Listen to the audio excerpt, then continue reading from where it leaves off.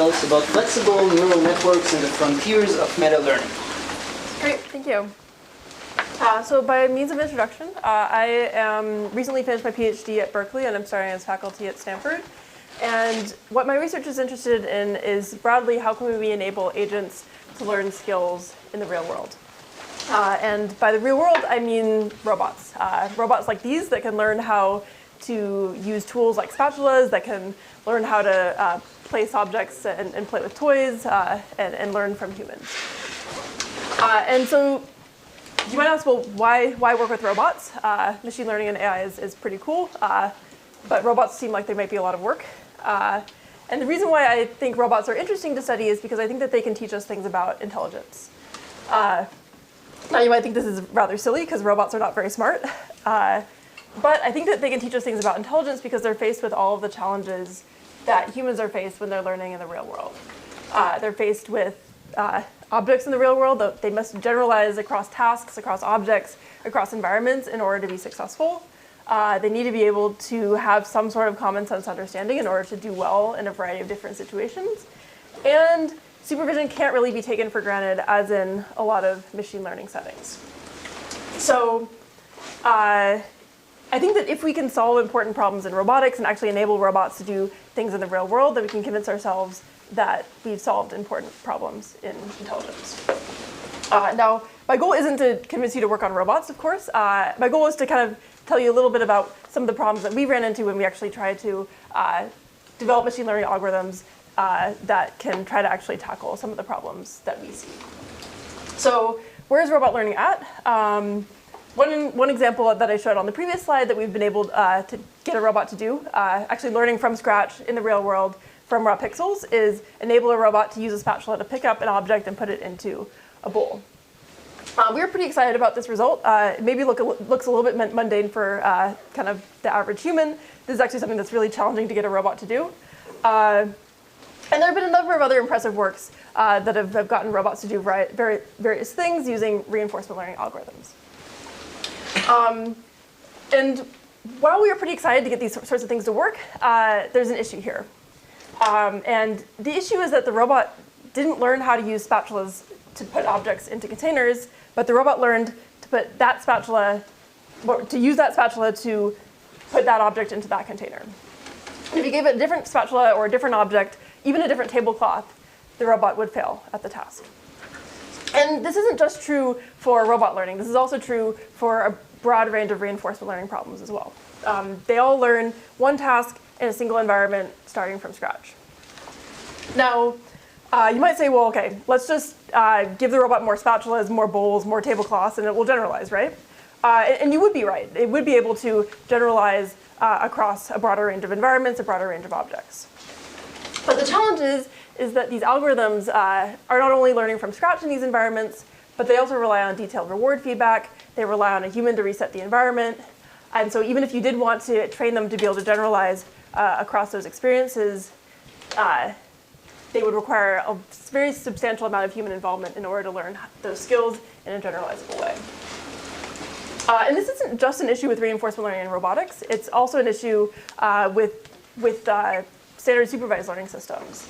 These systems are trained on much more diverse data sets, yet they're still trained on one task starting from scratch with fairly detailed supervision.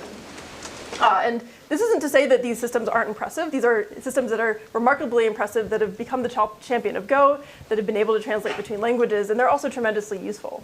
But they're all what I would refer to as specialists, in that they're learning one very narrow task. And instead, what I'd like to talk about today is, can we enable systems to accumulate experiences and to acquire general purpose priors from those experiences in a way that enables them to learn quickly and perform reasoning in new situations. Okay. So it turns out that humans are actually pretty good at this, at accumulating experience and doing that in a way that enables them to learn quickly. And in particular, I'd like to see how good you are at it. So I'm going to give you a little test. I'm giving you 6 training data points on the left. And your goal is to learn from this training data how to classify the image on the right. So the first 3 images on the left were painted by Brock. The second 3 images were painted by Cezanne. And your goal is to determine the painter of the painting on the right? Cézanne. Okay, raise your hand if you think it is Cézanne. And raise your hand if you think it is Braque. Okay. I think I saw more. Usually the audience is actually better than this. So the correct answer is Braque here, and you can see that by looking at some of the edges on. And I think that most of you got it right. I was biased. And so humans are generally pretty good at this. Maybe not Let's try another time. quite as much. Video game could be that easy. So how do you do this? How were most of you able to accomplish this task?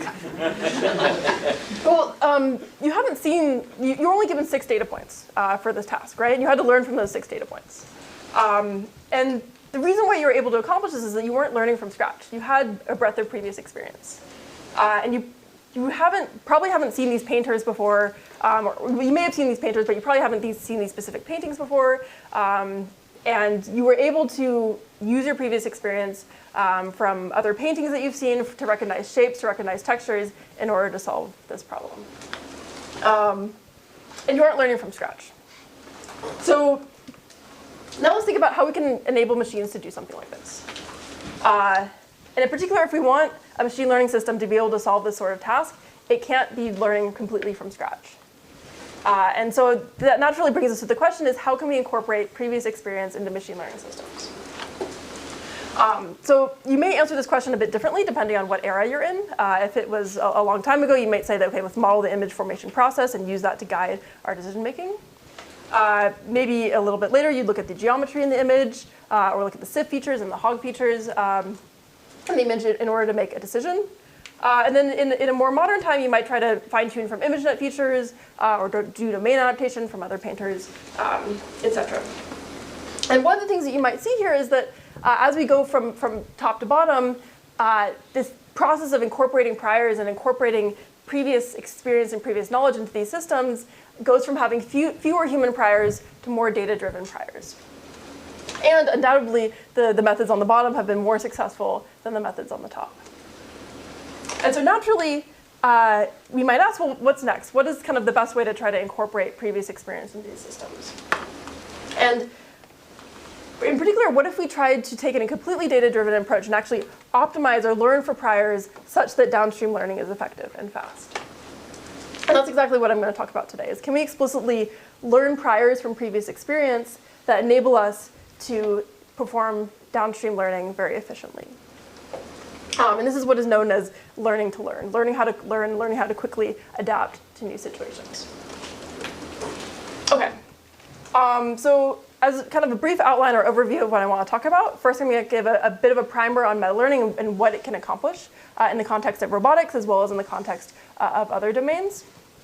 And second, I'll talk about some of the challenges and frontiers with these methods. Okay, so first let's look at an example. This is going to be very similar to the example that I showed at the beginning, where your goal is to perform few-shot image classification. So what this looks like is you want to be able to do a 5-way one-shot image classification task, where you're given one example of 5 different classes, and your goal is to classify new examples as being among one of the 5 classes on the left. Okay, so this is analogous to the setting that I showed you before.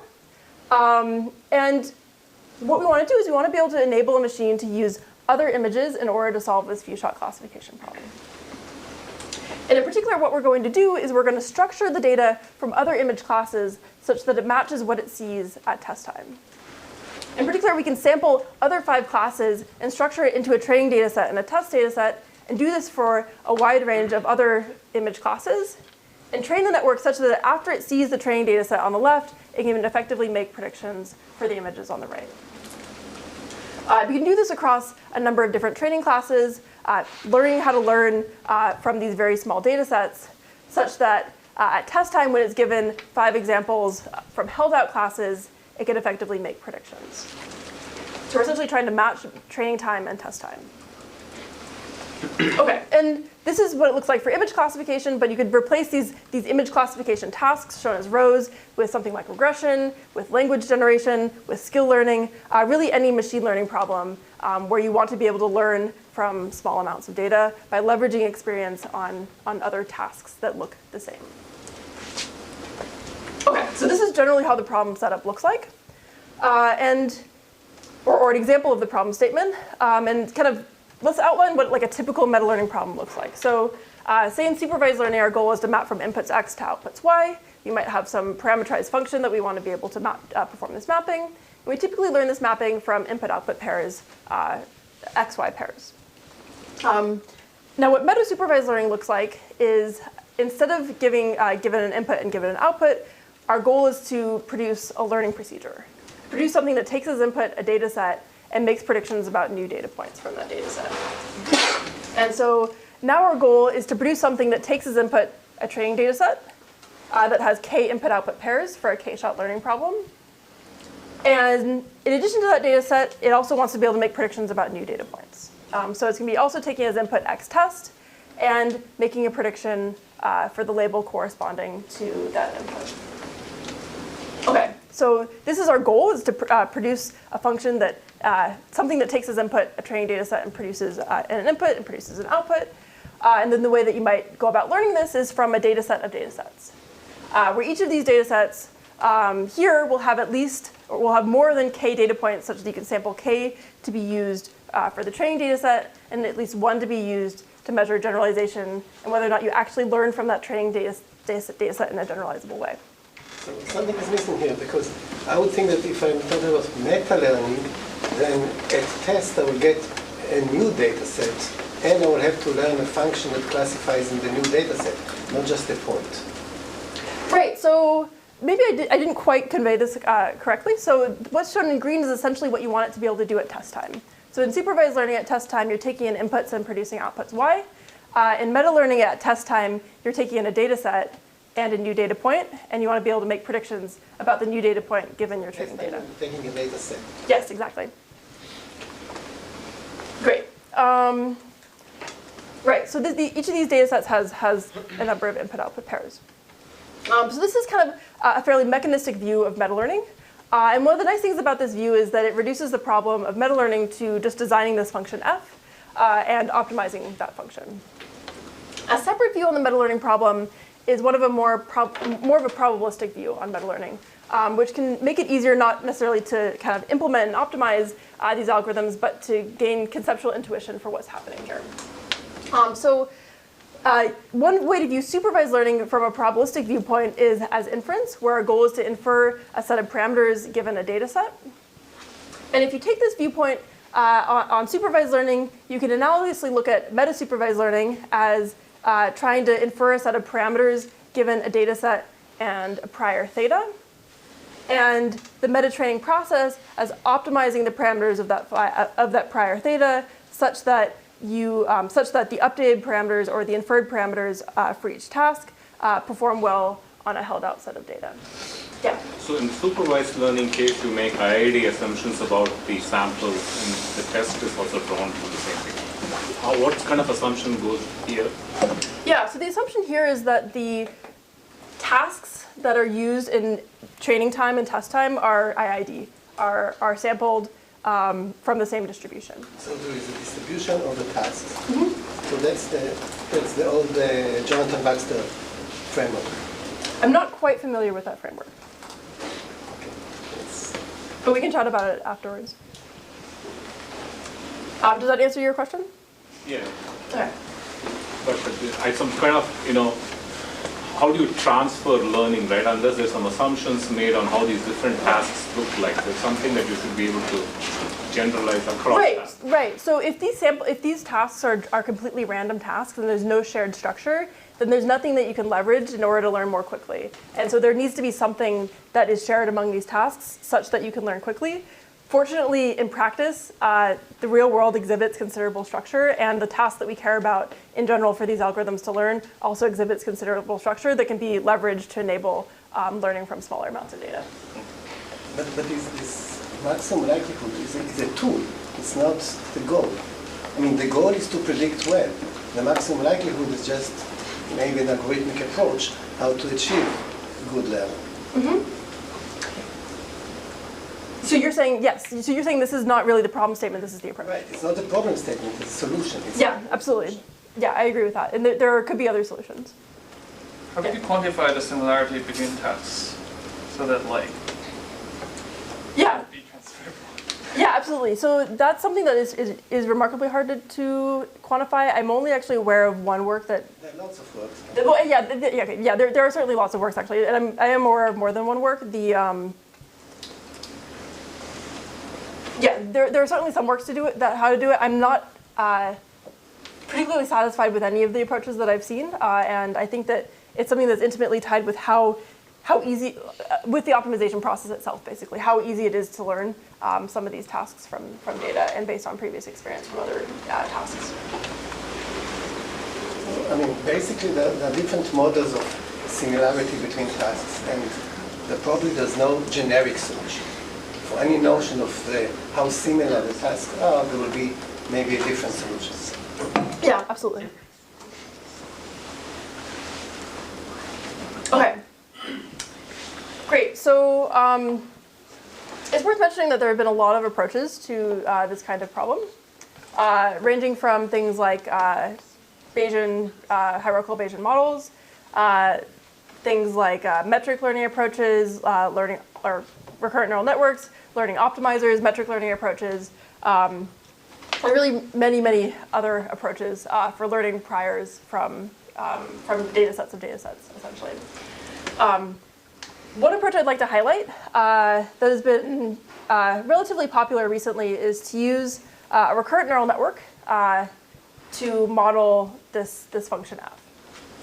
In particular, one of the reasons why I like to highlight it is that it's quite general and simple in some regards. So the way that it works is you just take in your the data points in your training data set, feed that into your neural network directly, such as into a recurrent neural network, your favorite transformer model, whatever, and also pass in the test data point and train it to make the correct predictions given the test data point and the data set corresponding to that task. So this is quite simple, and one of the really nice things about this approach is it's very expressive. So a recurrent neural network can represent a wide range of learning procedures. It's very general. And because it's very general, you can apply it to a wide range of problems, such as supervised learning, as well as meta-reinforcement learning problems. Now, the downsides of this model is that by nature of it being kind of a large recurrent neural network that's very expressive, it also has considerable complexity. It has to learn how to learn from these data points from scratch without any structure built into the network. And as a result, because it has to learn how to learn from these data points that are passed in, often the meta-training process itself requires a large amounts of data, large amounts of metadata sets in some regard, in order to learn, in order to train on the meta-learning problem. Yeah. So does that mean there's a sequence that you feed in your training data, or the sequence doesn't matter, or it matters? Yeah, so if you're using a recurrent neural network, that is inherently imposing some sort of order to your data points. In most of these problems, there is no inherent order to the data points. Although one of the nice things is that it's relatively straightforward to extend these kinds of models to an active learning setting, for example, where you want to be where the order actually does matter, because you may have received labels for some data points, but not others. Whereas other models, like attention-based models, do not impose that order. And oftentimes those models actually do better because they are kind of imposing structural assumptions on the data that don't exist. Yeah. It's a minor point, but these cells of this recurrent neural network, they're different for the first 3 steps, and in terms of the inputs that are taken, the last cell is taking only X test. So yeah, so typically you would like input some sort of token that indicates that it's asking for the correct. Yeah. Okay, great. So looking at kind of the downside of this approach, we wanted to develop an algorithm that incorporates more structure into the procedure such that it doesn't have such a complex task at hand. And so in particular, we wanted to build upon some of the successes of other transfer learning approaches. And in particular, one very successful approach for transfer learning is that of fine-tuning, where you train or pre-train your model on some data set and then initialize with that data set to train on another data set to leverage kind of the richness of that first data set. And so kind of the way this works, as I mentioned, is you have some set of pre-trained parameters data, and you run gradient descent on training data for a new task. And these pre-trained parameters might be something like ImageNet, and the training data for your new task may be more modestly sized than something like ImageNet. And this has been quite successful, but it will only go so far. So if your training data set for your new task only has 3 data points or 6 data points, or even 20 data points, it will still either massively overfit to those few data points, or it won't move far enough in order to adapt to the task. And so what we wanted to be able to do is, given previous experience, figure out how we might get a better initialization point than something like ImageNet, for example. And in particular, what we can do is we can say that we want to be able to just fine-tune at test time on our very small data sets and optimize for a set of pre-trained parameters such that fine-tuning on small data sets is successful. In particular, what this can look like is, here's our fine-tuning step. We can evaluate how well fine-tuning does on held out data from that task and optimize for the initialization such that fine-tuning is successful. And we can do this across all of the tasks in the meta-training data set. If you do this, you're using the final test when you're optimizing the training. So it's not a new task. It's a task that you already used in order to optimize how you found the initial data. So for each of so there's kind of a distinction between train and test and meta-training and meta-test. So we assume that we have some set of meta-training tasks, and for each of those tasks we have data. And we can kind of take that data from each of those meta-training tasks and split it up into a training set and a test set. And then after the meta-training process, we're given a new task and a training data set for that task. We don't have access to any of that at test time, and we run fine-tuning from there. And so there is a well-defined training and test procedure, and this is something we refer to this as test in the sense that we are evaluating on held-out data points, but it's not actually the held-out data points for this task. That is not, basically these 2 data sets need to be disjoint so you can measure generalization, but it's not the meta-test set. Basically, it's not the held-out tasks that we're going to be evaluating on. So that is still pre-trained parameters. Theta is what we're optimizing for in this case. So we're actually optimizing for an initialization such that we can fine-tune effectively with small amounts of data. Yeah? So is it just one gradient update? Yeah, so in practice, we can use more than one gradient update, and we often do. Typically, we actually find that 1 to 5 gradient steps is quite effective. You could also use more depending on your computation and memory budget. But you optimize for one. Oh, we can optimize for more than one as well. So we optimize. You generally want to optimize for what you'll be running at test time. And we write down 1 gradient step here for notational convenience. But you could, yeah, it's straightforward to do more gradient steps. Yeah. But it's just something you have to play with when you use this. I also worry that you have to tune the alpha for each one as well. And yeah, so the main thing to tune here is alpha and the number of inner gradient steps. In practice, they're relatively straightforward to tune. Other works have found that you can actually learn alpha in this optimization, and that works quite well as well. If you don't want to do any tuning, you can just set the number of gradient steps to be relatively large and learn alpha, and yeah, things generally work pretty well. Yeah? Do different numbers of gradient steps generalize to each other well, or? That's a good question. So we found that if we actually train for 1 inner gradient step, we have found, I guess, basically that it generalizes well for more gradient steps than what you train for. If you train for 5 gradient steps and test on only 1 gradient step, then that isn't quite as effective because it was trained to have more gradient steps. Yeah. Yeah. What about the choice of other optimization algorithms? So if it was Adam and it has many other parameters. Yeah, so you could embed other optimization procedures into this optimization as well. One thing to note is that this optimization itself does involve second order terms. And if you try to also put a second order optimizer inside here, then you would get third order terms.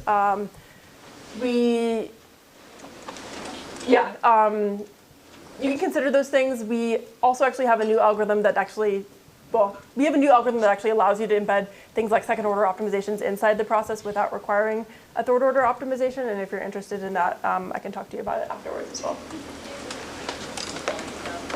How do you optimize this? Yeah, so we optimize it with gradient-based algorithms. Stochastic gradient descent, Atom, your favorite optimizer. And as I mentioned, it does involve second order terms. But in practice, modern deep learning libraries can handle it for you. And it doesn't involve anything more than like Hessian vector products. So it's something that's both practical to implement and often not too slow to be a burden. How much sample do you need to get a stable estimate for such a gradient descent algorithm? How many tasks or how many? How many tasks? Yeah, in practice, the mini batch size for the number of tasks can be quite small, like 4 tasks, 8 tasks.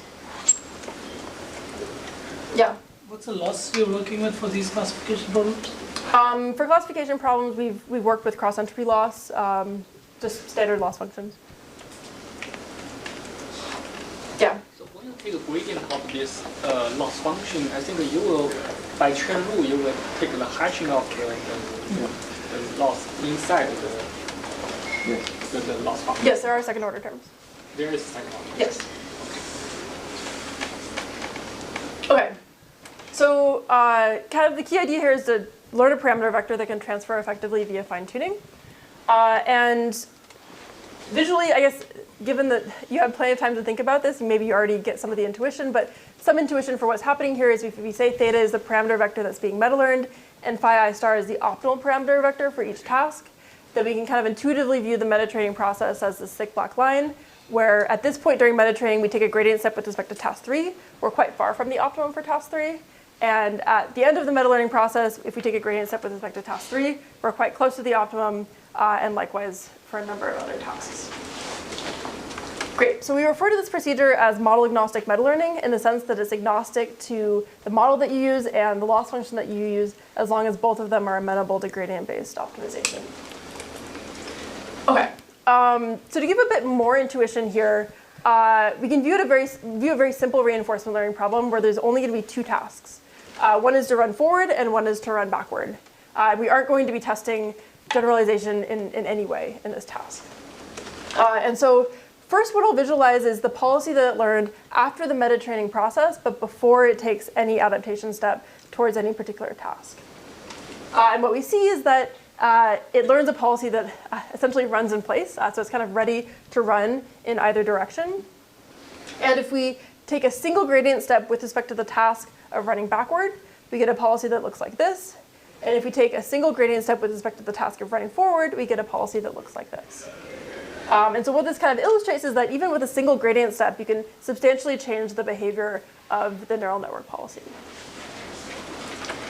Okay. So now I've given some intuitions for these methods. I'd like to give a couple examples of what we can actually do with these algorithms in more interesting and complex situations. So first, I want to look at a situation where we want to be able to leverage data from previous environments in order to very quickly adapt to a new environment. So in this case, we're going to be looking at these 6-legged robots here that are shown on the left. And we're going to collect data across a number of different terrains and train for an initial model such that with a very small amount of data, actually just milliseconds of data on that terrain, it can very quickly learn a dynamics model of that environment. And then what we're going to do is we're going to then take that model, adapt to a new situation. In this situation, it's actually going to be somewhat extrapolated from what it saw during the meta-training process. We're going to take off the front right leg of the robot. And its goal is going to be able to run in a straight line. And so what it's doing is in only kind of milliseconds of experience, it can figure out a model of this new dynamics that it's in and use that model in order to plan to follow the straight line. Whereas in comparison, if you instead didn't adapt the model or adapted it but didn't actually train for the model to be adapted, it ends up veering off to the right instead of actually following a straight line. Okay. Now, one more example setting.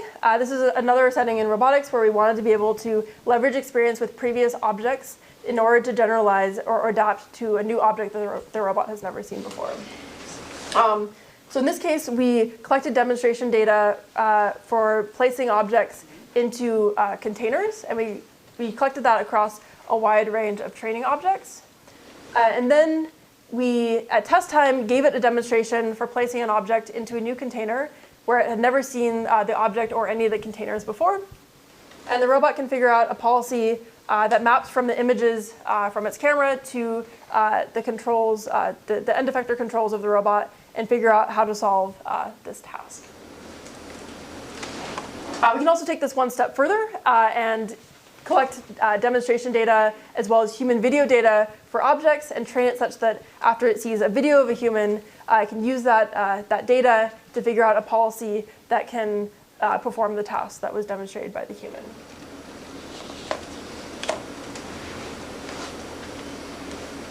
Okay, so these are some examples of what we can do with meta-learning in robotics. And the ideas that I mentioned are not just specific to robotics, of course. So we've also seen systems that can leverage previous language experience to quickly learn how to translate between two languages where you don't have a lot of data between those languages. Leverage previous segmentation experience where you want to learn how to segment images with only a few pixel labels. Leverage experience across domains to quickly transfer between different domains. Experience with previous objects for generating new objects and new viewpoints of objects, as well as personalization to new human users to be able to adapt to those users. And these are some example applications. There are many, many others. These are just some that I chose to highlight here. Okay. Great. So there were a bit more questions than I was expecting. I think I have about 15 more minutes. Now that I talked a bit about kind of some of these algorithms that actually work quite well, I'd like to talk about some of the challenges in the problem statement. So there are a couple things that, with I think the problem statement that don't quite exhibit the kinds of things that we care about in real world settings. The first is that previous experience doesn't always come all at once in order to perform meta training on.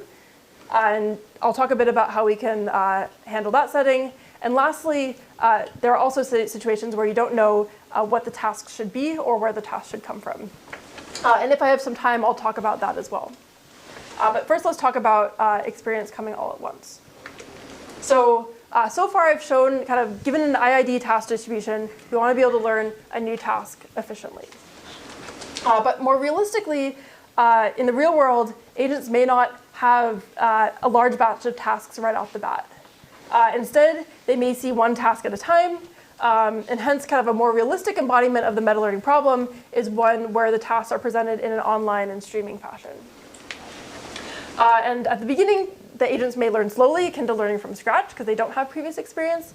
But after they accumulate experience with these tasks, we want them to learn, both become faster at learning each new thing, as well as better at learning each new thing. Okay, so how might we try to formalize this problem? Well, one place of inspiration that we could get for this problem is that of online learning, where an agent is tasked with performing a sequence of tasks, right? However, this problem setting measures an agent's ability to perform new tasks in zero shot. And so if our goal is to learn and be able to handle a new situation in zero shot, that may not even be possible in some situations. And so instead, we wanted to develop a problem setting that actually captures this notion of being able to accelerate learning over time. And this is what we called the online meta-learning setting, where the goal isn't to perform a sequence of tasks in 0 shot, but be able to evaluate performance after seeing a small amount of data on each task in sequence.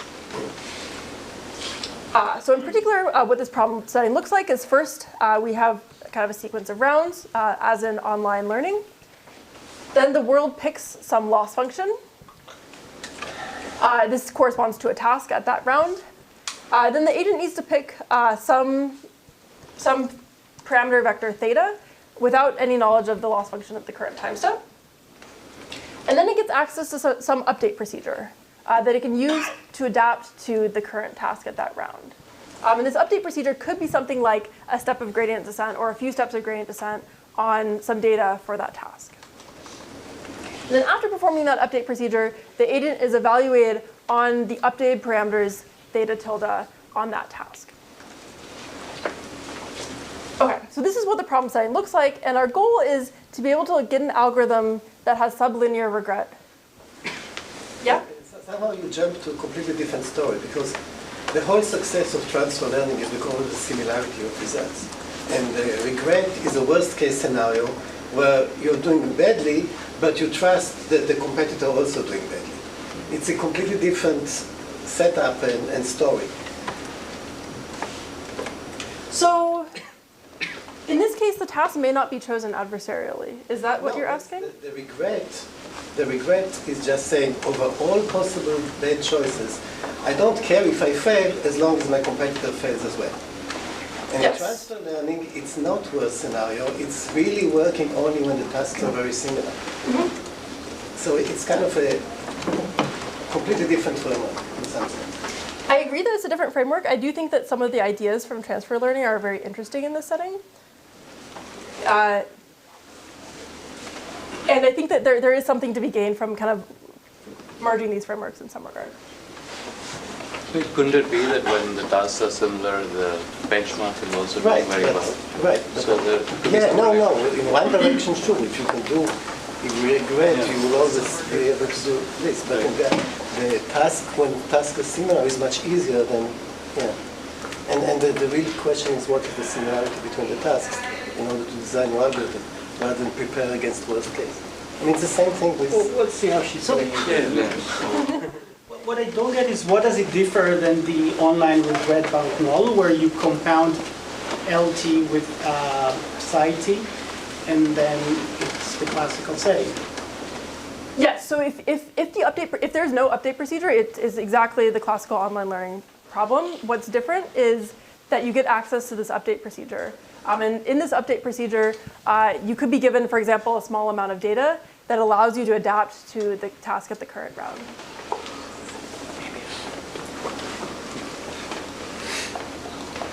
And so in this case, what the regret looks like is the loss achieved by your algorithm compared to the loss of the best meta learning algorithm in hindsight. Yes? Is there you see the update procedure, which is defining your meta learning algorithm, is it in the midterm on that side? This? Yeah. What does that mean? What does this mean? Yeah. This is the update procedure performed on your chosen parameter vector. So this is like if you use that update procedure on some best chosen parameter vector. Yes. Okay. Exactly. Update procedure is constant across both the competitor class and... Yes. And that's consistent with what you've been doing before, right? Yes. Okay. So in this work, we studied basically how we can extend the follow the leader algorithm, but with meta learning, essentially. So you can essentially optimize for performance after performing this update procedure. This is essentially the mammal algorithm on all of the tasks up until time step t. And what we show in this work is that informally, if your loss function is second order smooth and strongly convex, then the regret grows logarithmic in t. You're smiling.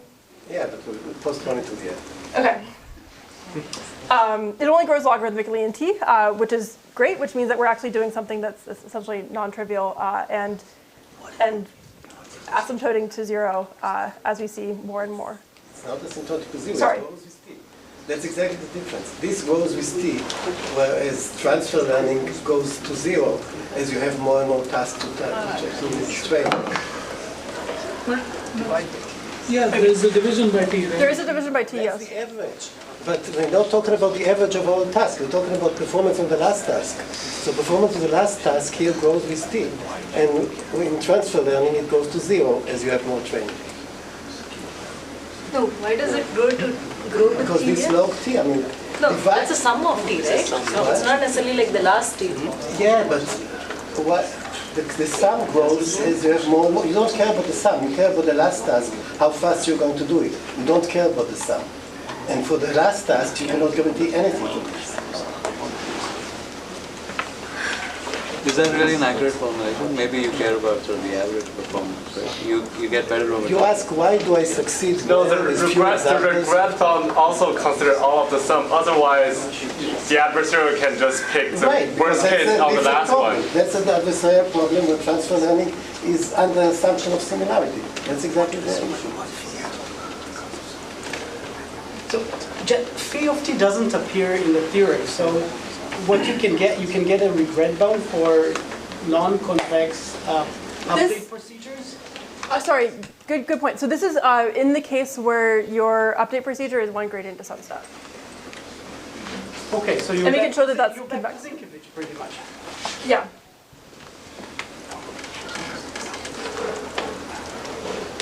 Okay. So beyond the theoretical results, we also actually try to practically instantiate this, which essentially corresponds to meta-training with MAML on all the data so far and fine-tuning on the current task. And we experiment with sequences of tasks. In this case, the tasks are not chosen adversarially. And we experiment with things like colored, rotated, and scaled MNISTs, 3D object pose prediction tasks, where your goal is to predict the pose of different objects in sequence, as well as CFAR 100 classification, where you introduce new classes over time. And we compared to a number of different quite strong baselines in some regard from the online learning literature.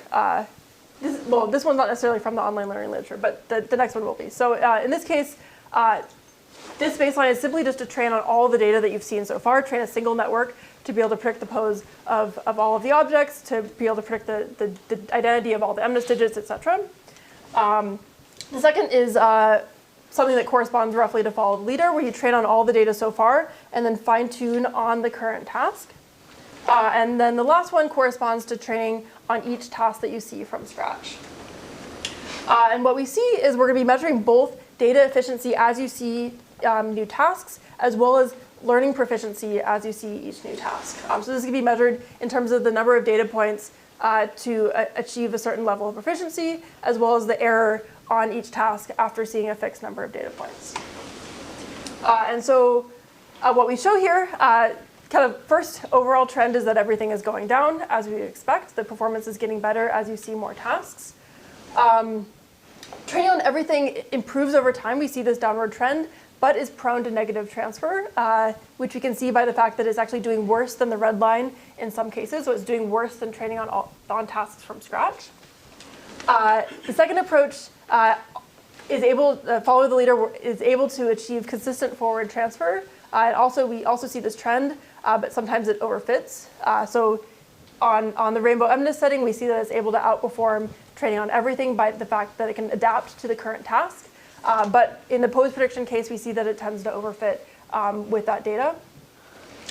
Whereas if we're actually meta-training such that we can quickly adapt to these tasks and adapting to each of these tasks in sequence, we see that it can learn each new task faster and with greater proficiency. And by the end of training, can actually approach the few-shot learning regime where it only requires a few data points to adapt to a new task. And by the end, we would hope that if we extended this line outward, it would be able to kind of reach the zero-shot learning regime as well. Okay, I don't think I have time for talking about where we can get tasks from, given all of the questions. So to kind of sum up, I talked about how meta-learning provides a way to optimize for priors that lead to few-shot learning, how we can study this study and how we can study these types of algorithms in the online setting where we're given tasks in sequence. And I didn't have time to cover how we can actually try to propose tasks from unlabeled experience. And I think that both of these bring us closer towards more realistic lifelong learning settings where we're accumulating experience over time and using that experience to quickly learn new tasks. And then one new thing I'd like to pitch for people that work on reinforcement learning, another interesting question that I think is really important is meta-learning across distinct task families. And we have a benchmark coming out where we created 50 distinct manipulation tasks that have a shared workspace, a common action space, and that we designed for studying these kinds of problems in multitask transfer and in meta-learning. Great, so I'd like to thank my collaborators and students, and if we have time, I'd be happy to take a few more questions. Thank you.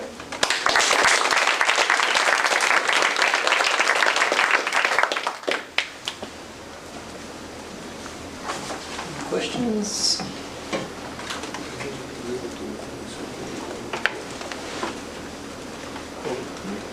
Whoever was before me.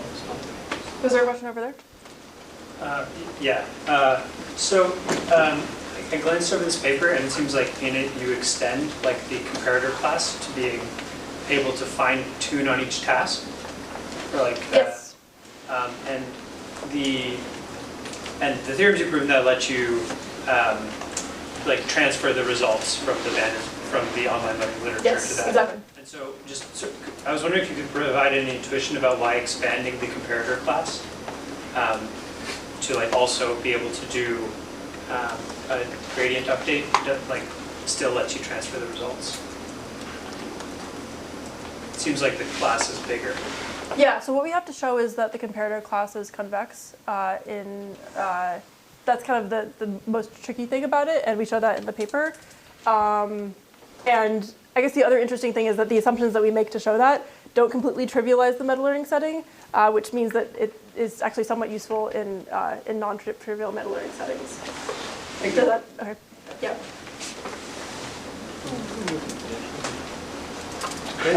How do you handle the order of the tasks?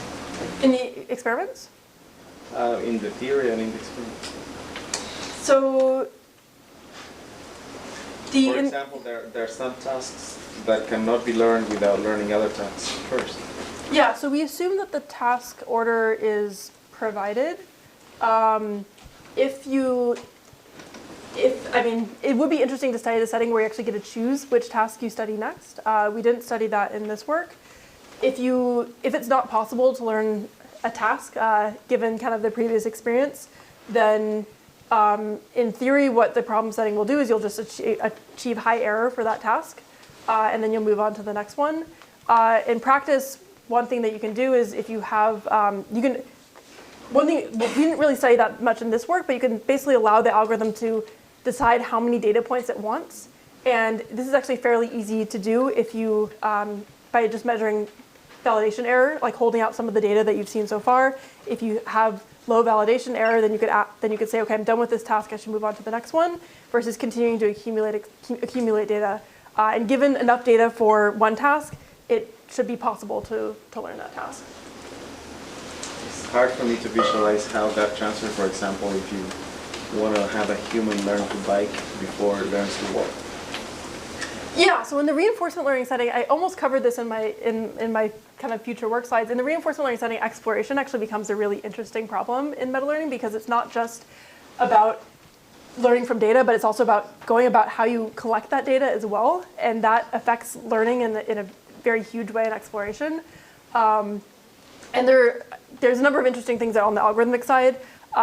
In terms of the, I think that in terms of kind of the lifelong meta-learning setting where you apply that in a reinforcement learning setting, we haven't looked at the reinforcement learning setting yet.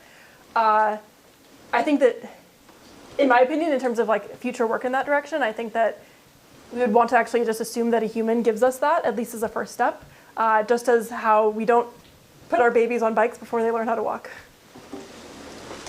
Yeah. So how did you address the problem of forgetting? Like, there doesn't seem like a term that guarantee that you're not going to forget about the task you have seen before, right? So in this case, we assume that we could store all of the data for the previous tasks and could train on that data.